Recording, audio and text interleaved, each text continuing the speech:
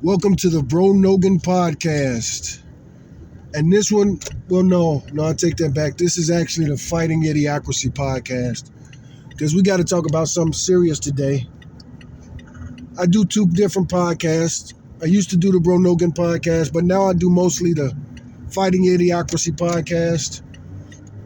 And today on the Fighting Idiocracy podcast, we got to talk about something very serious.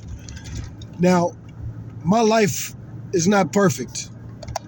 So, because Uber is going so slow, that's one reason I started recording. It's Friday and traffic is really crazy. Kids, don't try this at home. I am literally a professional driver, Class A CDL for over 20 years. I've driven over 2 million miles. Ignorant asses. Trying to be ignorant ain't gonna help you, man. I know this airport very good. I'll let you get over, but you're taking too long. You could have got in front of me. Now I'm gonna get in front of you. Oh, that fool had the wrong turn signal on, but I'm still getting in front of him. Anyway, yeah, I'm at the airport right now, and it's really crowded, really packed, really bad. And I'm gonna do a lot of waiting today. Traffic is about to be real bad. It's 3:36. I'm headed to I'm in the Austin airport, headed to the taxi ride share pickup area. But again, today we're going to talk about something very serious. Donald Trump has declared war on the American people and mostly black people. There's conspiracy theories out there, and even though I've had this channel for almost 20 years, I'm not the conspiracy theory type, especially some scary, horrible theories. Now, when Donald Trump was first running, I got mad at a few black people because there was a theory popping up. Donald Trump is going to try to get slavery reinstated. And of course, I was skeptical about that. I was offended by that. I ain't gonna say I didn't like Donald Trump. I didn't trust Donald Trump. And I let people know, hey, we don't like trusting Donald Trump. But black people will be damned if we let these people re-enslave us. They really don't think we're human. They really think that they could make it. Some of these MAGA people, the ones that wave the Confederate flags, they definitely are the ones that it's the South shall rise again. That's in their blood. They great-great-great-grandpappy fought in the Civil War to try to keep slavery. And every generation since then has joined the military, and they've waved that Confederate flag every generation. They couldn't wait to overturn the country. They couldn't wait to this opportunity. And right now, Donald Trump doesn't just have the National Guard waiting outside Chicago so that they could run in there and start policing black neighborhoods. Which National Guards from Texas signed up to go invade Chicago? A bunch of Kyle Rittenhouses. But now they got the authority. See, the American government has done this before. Remember Tulsa? Remember Black Wall Street? Has the National Guard ever been used to attack black communities? Yes, they have. Remember Tulsa? So I asked Google Gemini. I had a conversation with Google Gemini. We've been talking about something, and we're going to talk about the seriousness about white supremacy. Charlie Kirk passed recently, and his followers have been really stirring up lately. That's a Southern thing. That's a Texas thing. But you know what I'm saying. Hip-hop is not black anymore. The white supremacists have taken over hip-hop. These people couldn't stand Tupac when he was alive because they knew he was the reincarnation of Martin Luther King and Malcolm X put in a blender. This is why they can't stand Tupac. Think about every one of these maggots that says Tupac sucks ass. Tom McDonald is great. Well, Tom McDonald, he makes white supremacist MAGA music. They can't stand rap if it sounds like Public Enemy, if it sounds like Tupac, if it sounds like anything that's pro-black. White people can't stand pro-black rap. Ask the average rapper, ask the average white rap fan, who's their favorite rapper? It's Eminem. And no beef against Eminem. He doesn't hate Tupac like these people. He doesn't love Tom McDonald. He doesn't say that Tom McDonald is the greatest rapper of all time. Think about what that says. Think about these maggots that say that Tom McDonald is better than Tupac, better than Kendrick Lamar, better than KRS-One, better than Biggie Smalls, better than every black rapper that ever did it, and Eminem. These maggots can't stand Eminem either because he don't like Donald Trump. Let's get back to this Donald Trump with the National Guard. Not just the National Guard, not volunteers from Illinois. Why in the fuck would they not have the Illinois National Guard posted out there? Well, let's talk about history and let's talk about Tulsa. Let's talk about the last time a president like Donald Trump, sent the National Guard in to deal with the Negro problem. I mentioned Charlie Kirk earlier. See, Charlie Kirk, he was trying to sanitize white supremacy. The last words out of his mouth was, what about gang violence? Somebody brought up school shooters, and Charlie Kirk did what these Confederates have been doing for every generation for hundreds of years. Ever since the Civil War ended, they couldn't wait for the South to rise again. And now they've done it, and they're using the instrument of Donald Trump, this blasphemous Satanist that claims to be a Christian. He's printed Bibles that he sells for $60 with his name on it, and you know he ain't read the Bible. He don't respect God. He don't respect Jesus. He might respect white Jesus, but he don't. Listen to the words out of him. I mentioned Charlie Kirk. He was at Charlie Kirk's funeral trying to say we shouldn't forgive our enemies. He said, I think he literally said, I hate my enemies. Anyway, they all hate their enemies. And who do they consider the enemies? The blacks. Think about Charlie Kirk. Why did he bring up gang violence like that? That's a dog whistle. That's a dog whistle that says the black people are the real dangerous criminals in this country. What was that dishonest stat that Charlie Kirk said all the time? He said 85% of murders are committed by black people or something like that. 13% of the population commit 83% of the crimes or 83% of the murders. The stat in the first place is already a perversion of the facts, but the way Charlie Kirk used it, he really used it to say blacks are the real killers. Blacks kill white people. White people don't kill black people. Anyway, we're not talking about Charlie Kirk. He's in heaven. He has to face Judgment Day. I'm not God, and I'm not that type of, I respect the Bible a lot, but I don't look and read at the Bible like these white supremacist Christians that insist Jesus and Santa Claus must be white. Like, what was her name? I think Megyn Kelly said that on Fox. Jesus and Santa Claus are white. Fuck black Jesus. That's what they say, not me. I would never say fuck black Jesus. But I'm quoting them, these blasphemers. Anybody who says there's no way Jesus could have been black or dark-skinned, what are they saying? They always say that you should never get offended. However, if you have a picture of black Jesus, they get offended. He should have blonde hair and blue eyes. Because modern-day Christianity is more about white supremacy than anything else. Now, I'm getting real close to picking up my passenger, and I'm sure he's not going to want to participate with this. I don't know who I'm picking up. I'm picking up somebody from the airport. But I'm going to go ahead and pause this right now. All right, so we're back, and it's recording. And I want to take this time to address the elephant in the room. Of course, I know not all white people are evil MAGA people. And hey, maybe even a good percentage of the people who are MAGA don't know the evil that they're doing. But I'm open to debate anybody. You guys say you love Charlie Kirk. Well, debate me. You believe the things that he says? Black people and black culture is trash compared to white culture? Same thing Candace Owens says.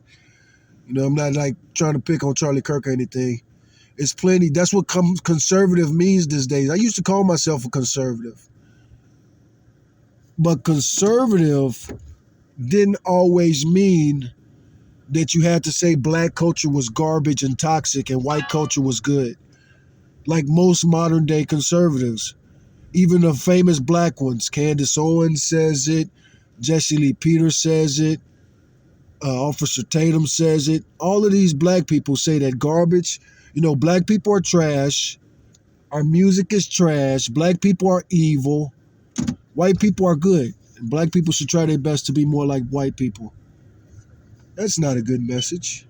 It's not true, first of all. very ignorant, very uneducated. Those people are very unfamiliar with black culture. And even though they claim to be from black communities, I seriously doubt that. All of them claim to be black conservatives, and they talk about black music artists all the time, but they never talk about black conservative artists. They're like the typical MAGA. Typical MAGA hates black conservatives, because when we talk about black conservatives like myself, we talk about, Malcolm X was a black conservative. So why do Candace Owens and Jesse Lee Peterson and all these other people sound like they hate Martin Luther King? We mentioned Charlie Kirk earlier. Charlie Kirk said that, Martin Luther King was a piece of shit all the time. That's what we think of, guys like myself. When I talk about black conservative, I think about the black church. All those black conservatives I mentioned earlier, it's hard to believe that any of them been to a black church ever in their life. And if they ever been there, they was there disrespectfully, laughing at the people, pointing and laughing. I've never heard any of them talk about any black gospel musicians. Again, all of them talk about black music all the time, but they talk about Cardi B and Notorious Big and Puffy, Sean Combs, the satanic black rappers, the ones that never give glory to God and the Bible. Again, black conservatives.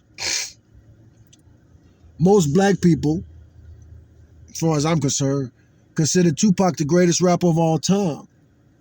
And even some of those black conservatives I mentioned, they say it, but they don't preach Tupac's positive conservative messages. How has the conservative message been what the red pillars say? According to the red pillars, single mothers aren't shit. If you're raised by a single mother, especially a black single mother, you're destined to be a statistic and a piece of shit. Why sugarcoat it? Just because you say it politely doesn't mean that it doesn't mean the same thing. Just because you don't use profanity, well, they all use profanity when it's convenient.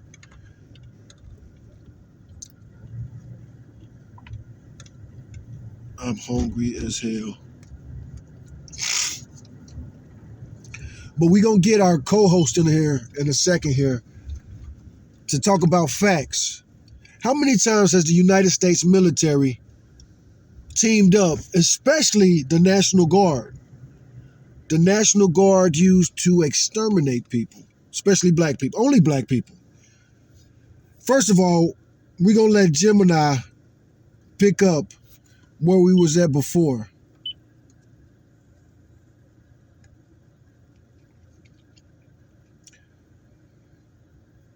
So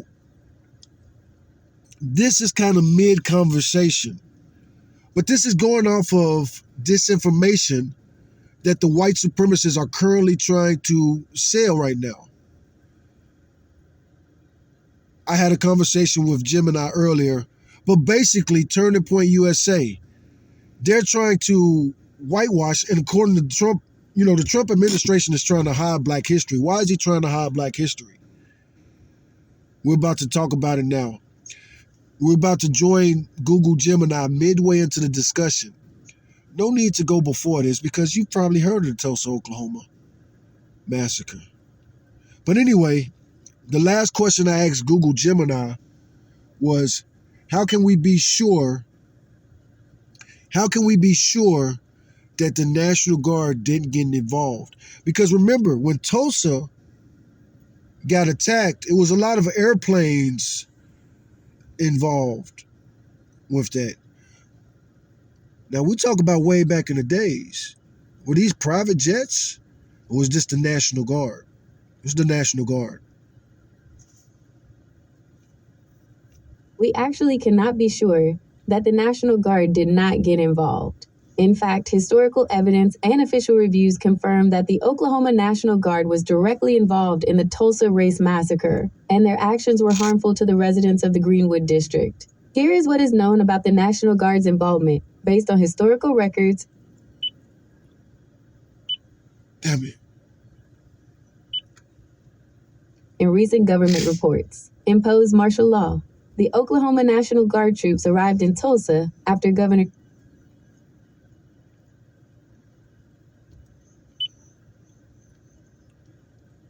J.B.A. Robertson declared martial law around noon on June 1, 1921.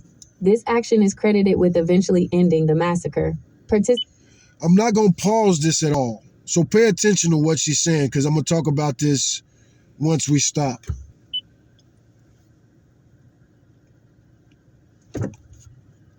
Mass arrest. Units of the National Guard participated in the mass arrest of nearly all Black residents of the Greenwood District.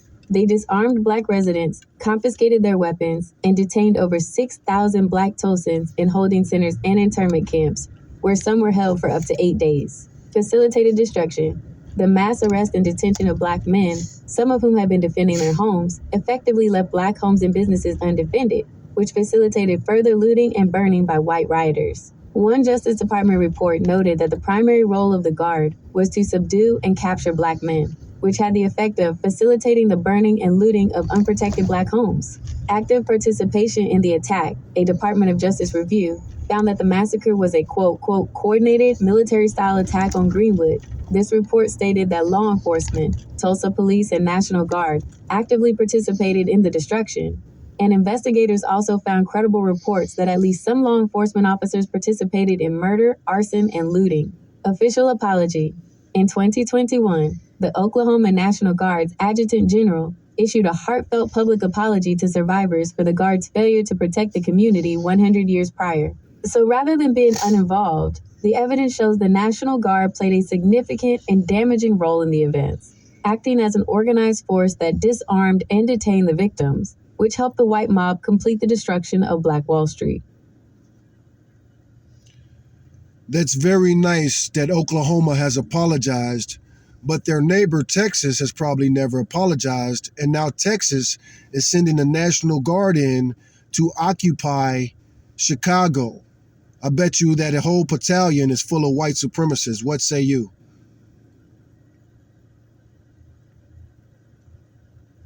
That's a powerful set of concerns you're bringing up, touching on historical accountability, modern politics, and the deployment of military forces. Here is a breakdown of what the information shows regarding your points about Texas and the National Guard. 1. Has Texas apologized for the Tulsa Race Massacre? The Tulsa Race Massacre took place in Oklahoma.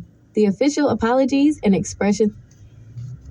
Okay, Google, I need you to have a little bit more